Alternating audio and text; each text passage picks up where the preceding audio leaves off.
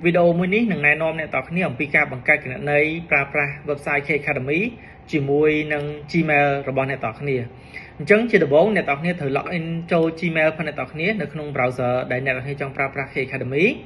rồi này tỏ khní cho website K Academy máu này tỏ khní choលើ button login sign up nâng login ní cứ function praដូចគ្នា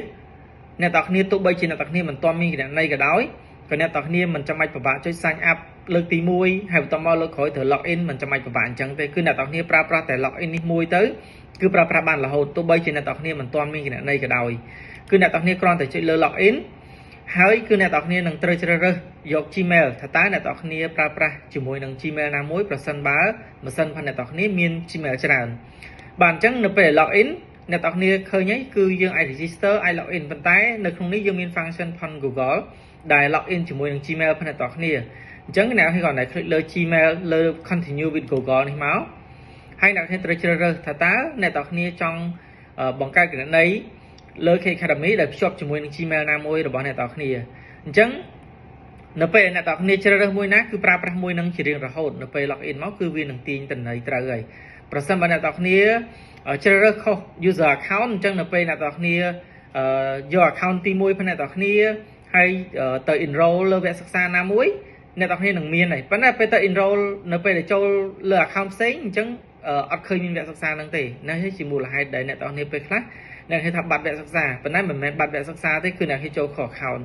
អញ្ចឹងអ្នកគេត្រូវជ្រើសរើសថាតើយក account ណាមួយអញ្ចឹងនៅពេលដែលអ្នកទាំងគ្នាជ្រើសរើសយក account ណាមួយ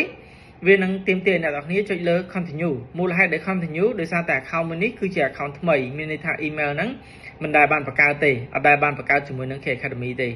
ចឹងដូចខ្ញុំបញ្ជាក់ពីខាងដើមអញ្ចឹងថាអ្នកទាំងគ្នាមិនចាំបាច់ត្រូវបារម្ភថាខ្ញុំត្រូវ sign up លើកទី1មកបង្កើតហើយបន្តមកលើកទី2 login ទេអ្នកគេជួយ login ប្រើប្រាស់មកនៅពេលដែល account នឹងថ្មីគឺ system នឹងទាញដឹងថាអូខេ account email នឹងថ្មីអញ្ចឹងទាមទារអ្នកគេ confirm អញ្ចឹងគ្រាន់តែ continue confirm ទៅគឺនឹងទាញយកតំណែងទាំងអស់ហ្នឹងពី Gmail ផ្នែកអ្នកគ្នាមកដាក់ចូលហើយអញ្ចឹងនៅពេលហ្នឹងគឺអ្នកទាំងគ្នាបង្កើតបានសម្រាប់គ្រាន់តែចុច2 click មិញហ្នឹងបាទអញ្ចឹងនៅពេលដែលអ្នកទាំងគ្នាបានសម្រាប់គឺអ្នកទាំងគ្នានឹងឃើញមាន account profile របស់អ្នកទាំងគ្នាបាទអញ្ចឹងនៅក្នុងនេះគឺអ្នកទាំងគ្នាឃើញមានកន្លែង setting នេះហើយនឹង profile នេះគឺជារបស់អ្នកទាំងគ្នាជា account នេះឃើញទេអញ្ចឹងមានថាអ្នកទាំងគ្នាជោគជ័យហើយគ្រាន់តែ click ប៉ុណ្ណឹងគឺបង្កើតគណនីបានខ្លួនឯងមួយហើយអញ្ចឹងជាទូទៅនៅពេលដែលចូលមករបៀបប្រើប្រាស់ក្នុងគណនីផ្ទាល់ខ្លួនផងយើងគឺក្នុង my course នេះតើ course ផងយើងនេះមានគណនីមានវគ្គសិក្សាណាខ្លះដែលយើងធ្លាប់រៀនអញ្ចឹងណាបាទអញ្ចឹងយើងធ្លាប់ enroll ចុះឈ្មោះជាមួយវគ្គសិក្សាណាខ្លះគឺយើងមាននៅហ្នឹងហើយយើងអាចសិក្សានៅក្នុងវគ្គសិក្សានីមួយៗនឹងបាន